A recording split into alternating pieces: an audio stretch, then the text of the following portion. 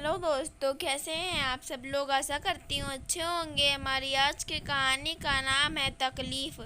घर के सभी सदस्य खाना खा रहे थे और संजना परोस रही थी। खाते हुए देवेश अपनी मम्मी से बोला, मम्मी आप अभी आ जाओ ना, साथ में खाना खाएंगे। बस बेटा तुम लोग खा लो, फिर मैं भी खा लूँगी। आप हमेशा ऐसे ही बोलते हो, फिर सबके खाने के बाद बचा हुआ खाते हो। देवेश की ये बात सुनकर खाना खाते हुए सब उसकी तरफ देखने लगे। बचा हुआ से तुम्हारा क्या मतलब है पापा? मैंने कई बार देखा है मम्मी बाद में कभी कभी बिना सब्जी के ही रोटी खा लेती हैं। परसों जब मम्मी ने मटर पनीर बनाया तो हम सब ने दो दो बार खाया, लेकिन मम्मी के लिए बचा ही नहीं, तो फिर उसे ज़्यादा बनना चाहिए था ना। किसी ने मना किया था क्या? देवेश के पापा रमन ने करते हुए कहा। देवेश के दादा दादी भी खाना खा रहे थे। दादी ने देवेश से कहा, बेटा औरतों का तो यही धर्म होता है कि सबको खिलाकर खाएं। मेरे साथ भी पहले ही ऐसा ही होता था, लेकिन दादी ये तो गलत बात है ना।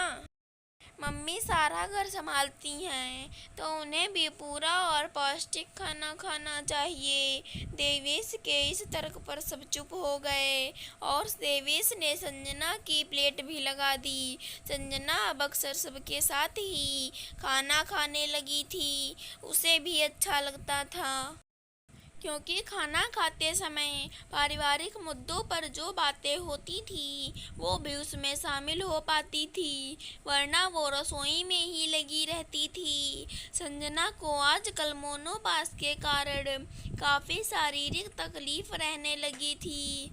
इस समय देवेश घर के कामों में संजना की काफ़ी मदद करता था।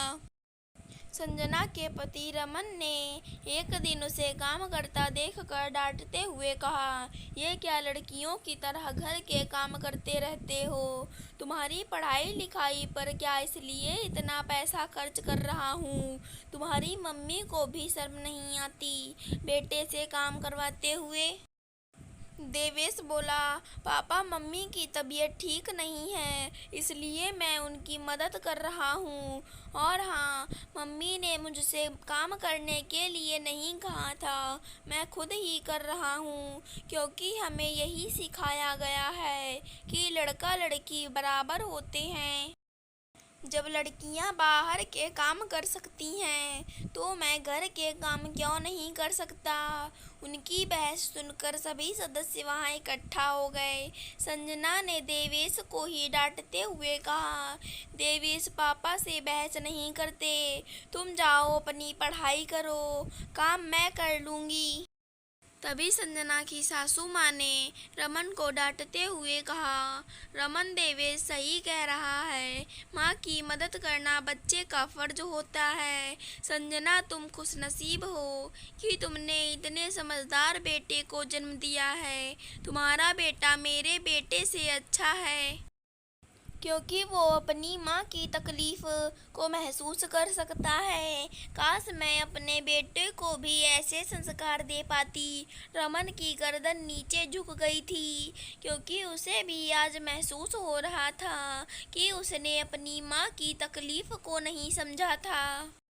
हमेशा ही उसे बेटा होने का अहंकार था। दोस्तों, बेटा हो या बेटी, अपनों की मदद करना और उनका ख्याल रखना दोनों का फर्ज होता है। अगर हमारी आज की कहानी पसंद आई हो तो चैनल को सब्सक्राइब करें। धन्यवाद दोस्तों।